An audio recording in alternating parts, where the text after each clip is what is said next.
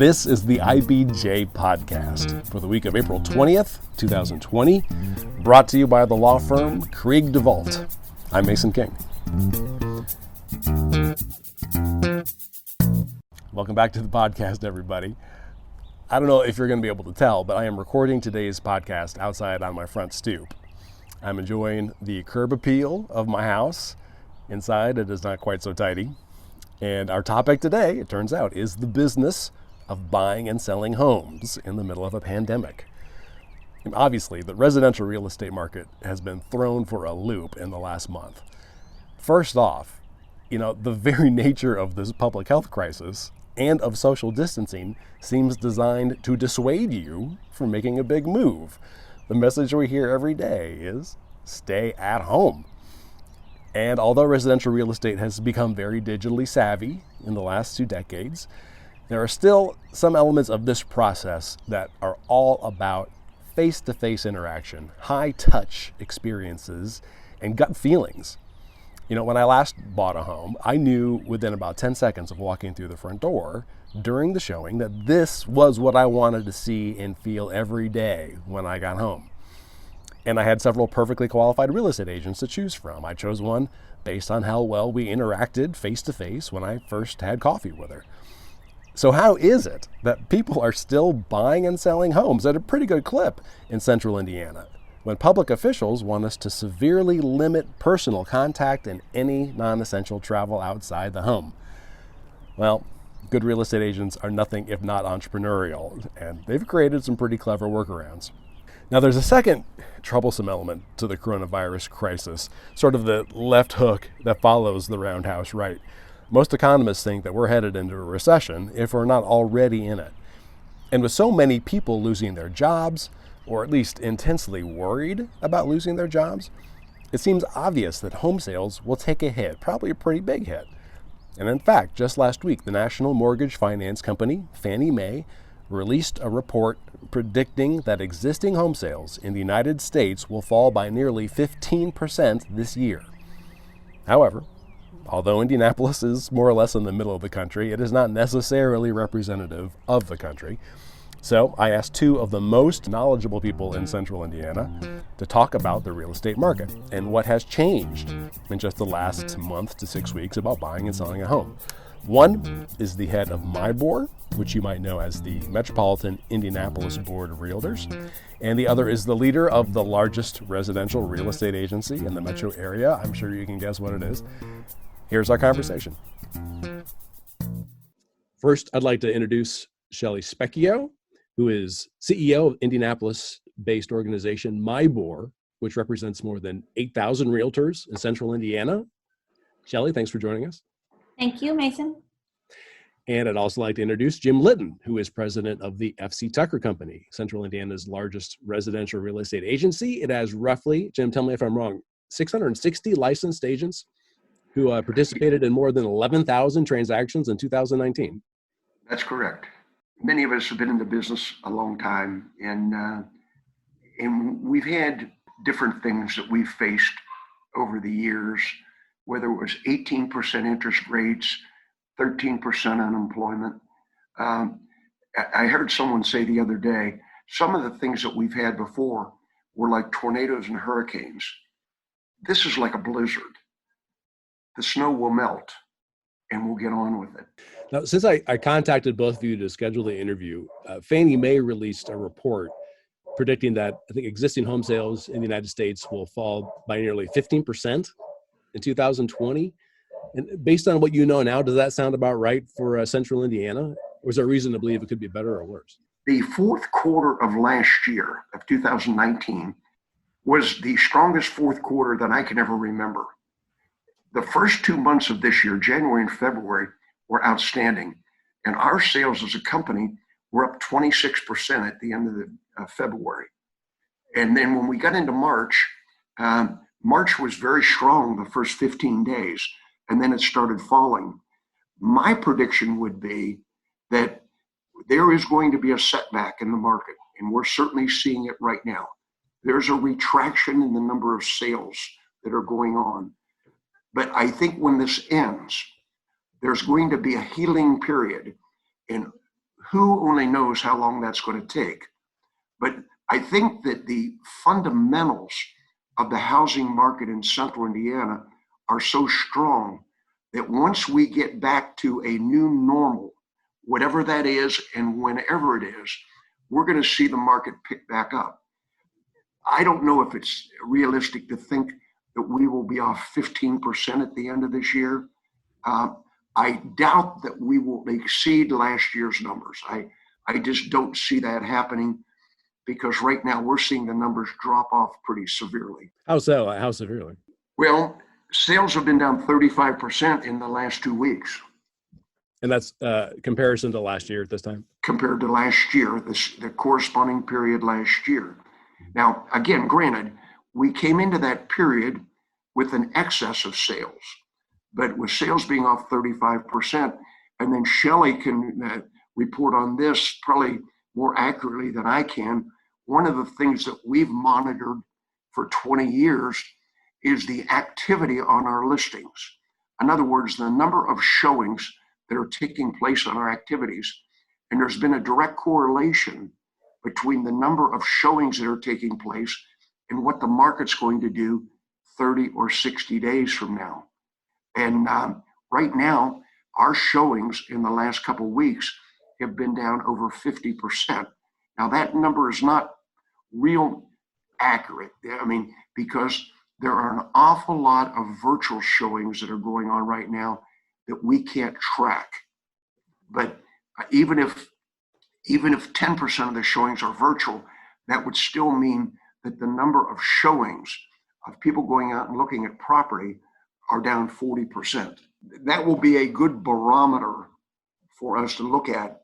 And when we see those numbers starting to change, we're going to realize that the market is turning.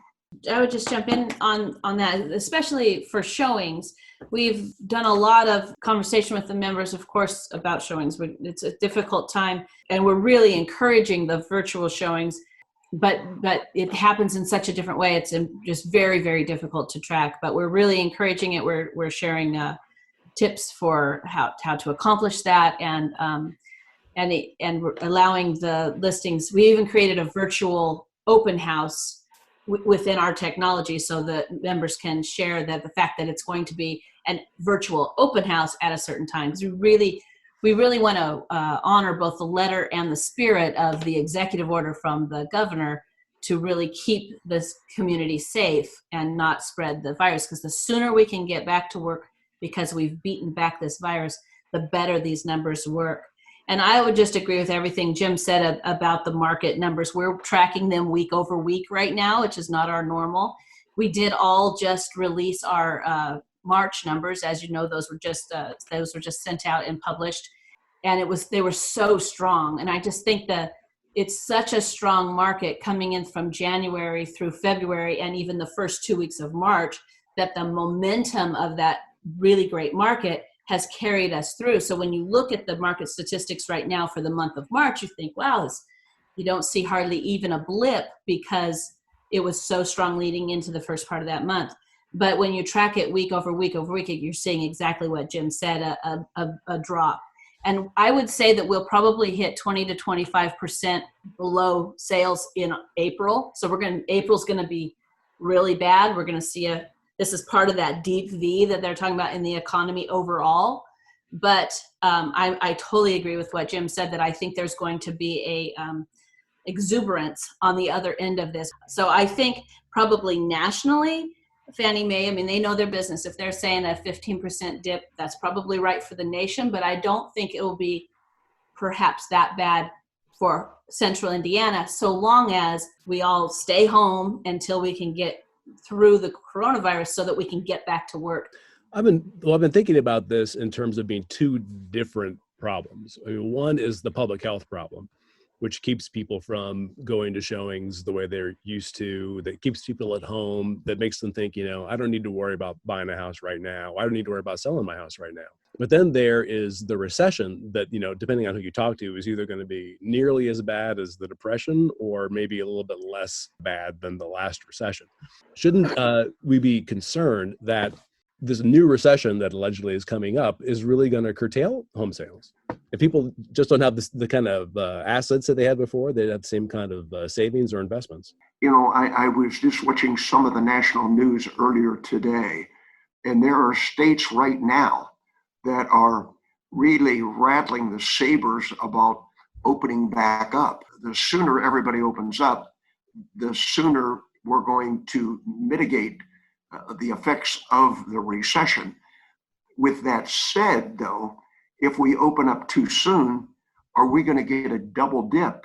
I know a lot of our agents are just chomping at the bit to get back out there and do what they do. In fact, we get calls regularly saying, open it back up, let's go. And I keep saying to them, look, the worst thing that we can do is for the governor or anybody else to open it up too soon. And then all of a sudden in June and July, we're back in it again and we go through it a second time. I would rather feel the pain right now and get through it and come out on the other side healthy and go into the third and fourth quarter of the year with a healthy society. And I think business will take care of itself. I agree with Shelley. When you look at the underlying economics of Central Indiana, except for the unemployment that's occurring right now, and much of that unemployment, when the market is opened back up, will come right back. Mm. I mean, a lot of that's going to come right back.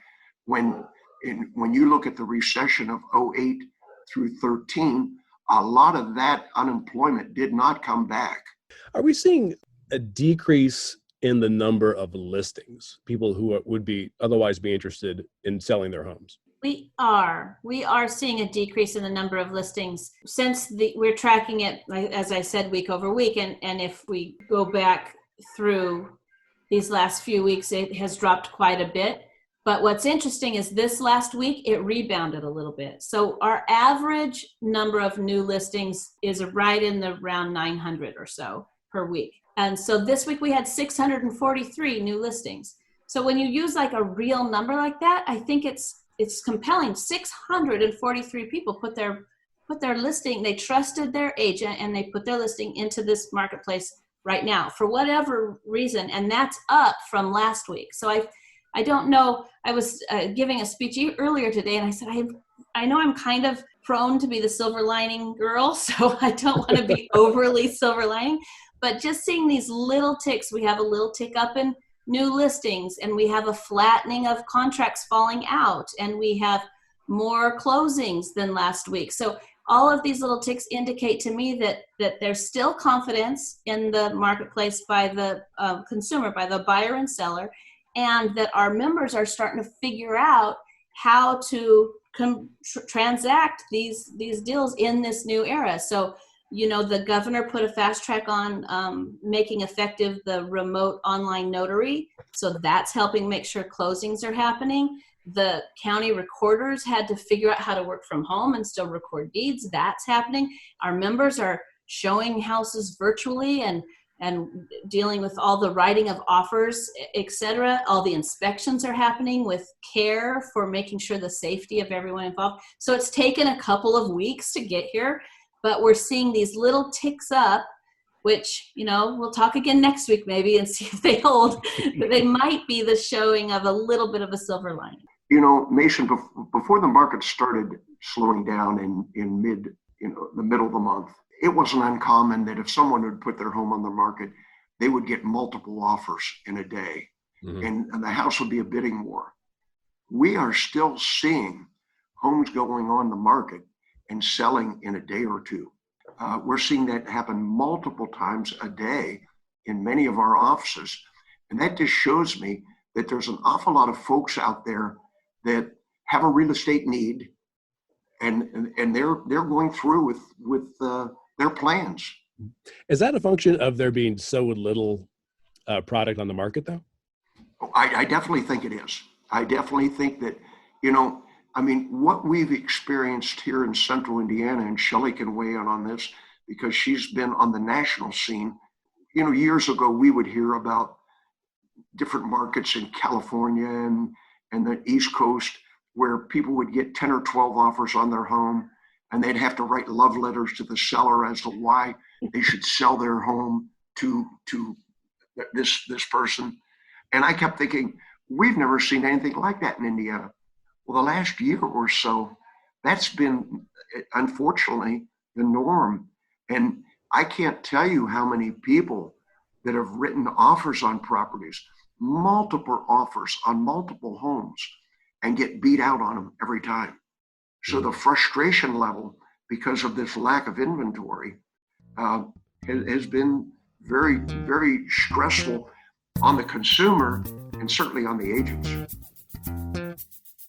All right, let's take a quick break to hear from our sponsor. This is the IBJ Podcast.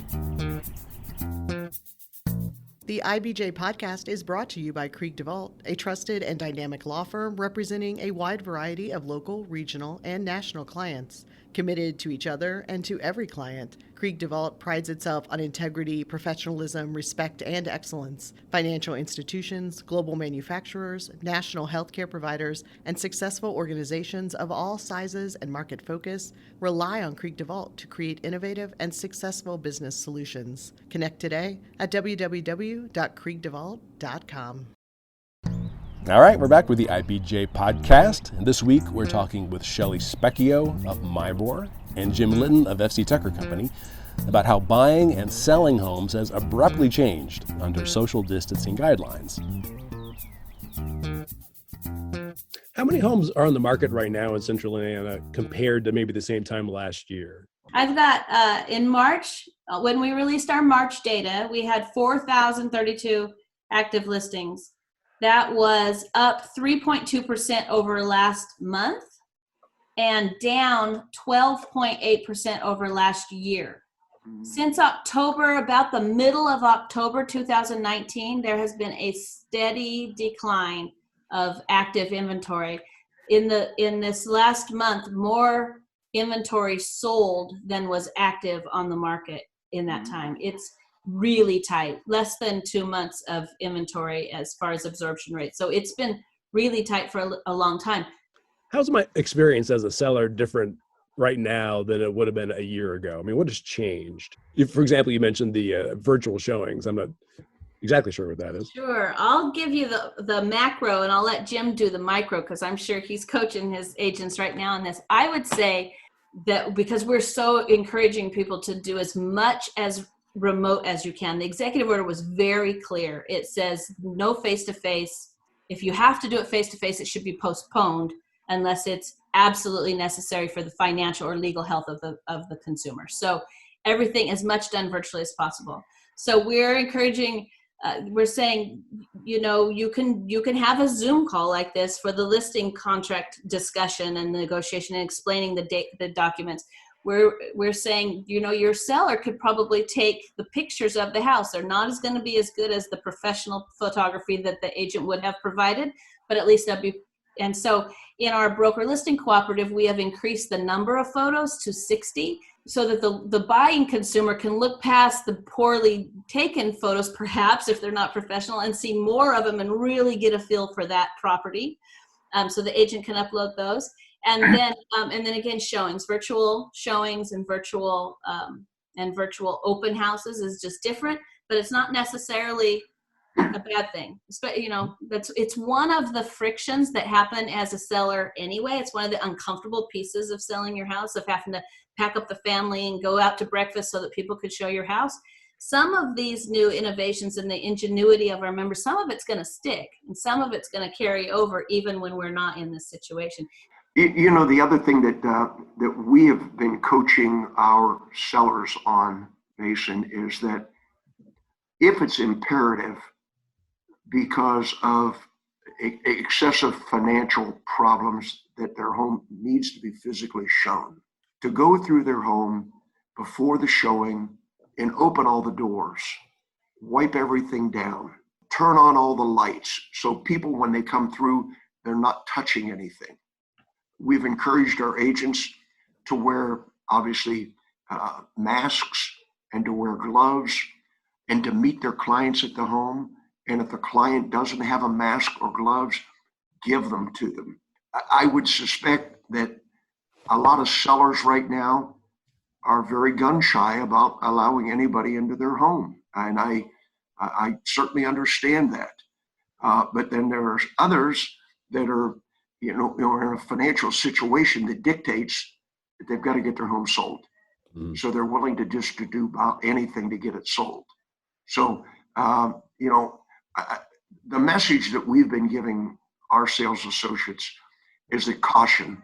You cannot be too cautious in an environment like this. The governor has given us the ability to do our business. He could take that away as easily as he's given it to us if he finds that we're not being good stewards. Are there really any traditional open houses happening now? No, not in our organization. How big a deal is that from the perspective of the agents? My brother is an agent, and he has always told me that open houses were incredibly valuable, not necessarily for showing off the house, but for meeting people who are looking for a house and developing a relationship face to face. Exactly. And you're dead on. In a normalized market, an agent, for them to be out in an open house and to meet people and make new relationships, the odds of them selling the home that they are holding open are very slim.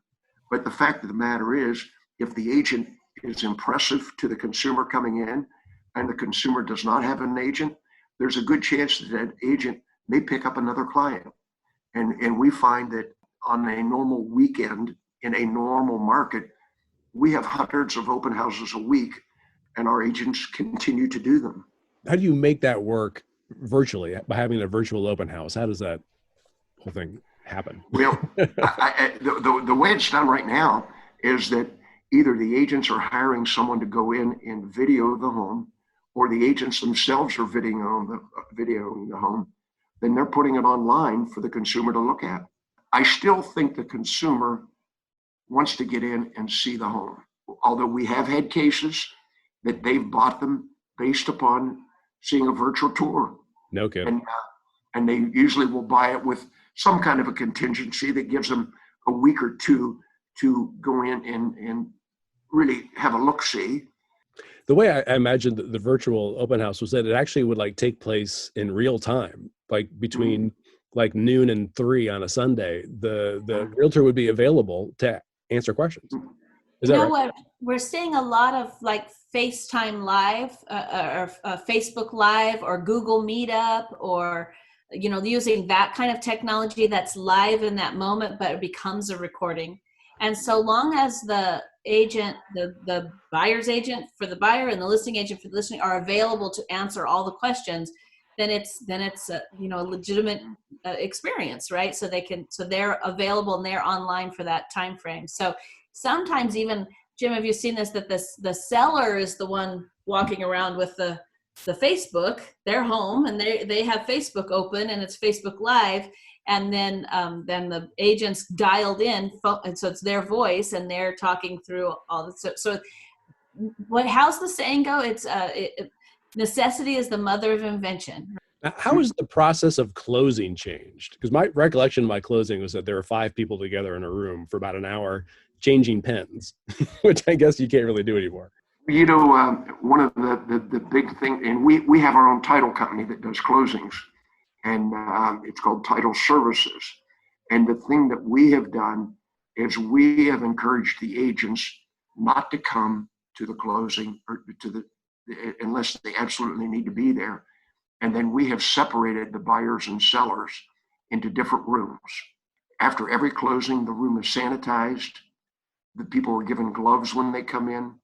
The pens that they sign the documents are either thrown away after the closing or we give them the pens so that no one is in the same room together. The agents are typically available by telecommunication in case the consumer should have a question. I've heard something called, is it a drive-up closing or a drive-through closing? Mm-hmm. Can you guys educate me on that? What does that mean?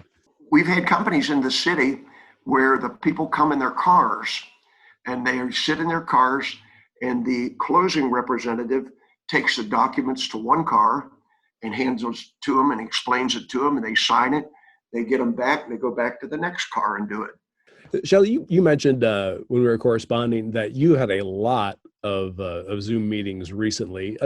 I'm curious, what are people asking? What do people want to know? Oh, all of this. We have an amazing amount of resources that we're curating for our members on our website, and so I'm even doing Facebook Live videos and having lots of meetings with our membership. Today I met with we have divisions, and so I'm speaking to members when they gather. They're gathering instead of in person together at a meeting place. They're gathering on Zoom. And so there's a whole checkerboard of, all the faces of, I think there were 40 or so people on the one that today for Shelby County. So mostly I'm just sharing all of this sort of same information. This is what we're seeing in the market. This is what this is what the governor means when he says executive orders, Mm-hmm. And mostly we're reminding members too that sort of what you were saying about missing the open house, missing the opportunity to build a relationship with clients. It's a very important part.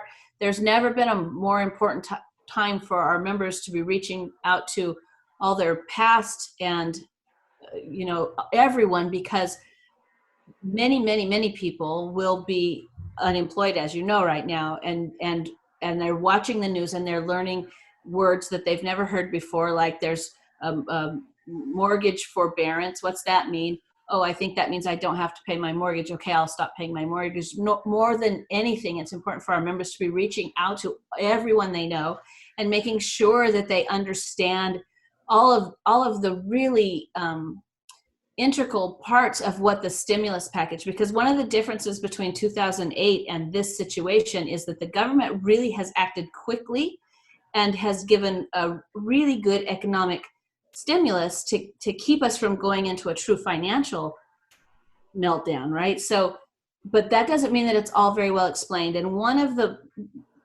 realtor is so much more than just a person who sells a house or helps you buy a house. A realtor is your advocate.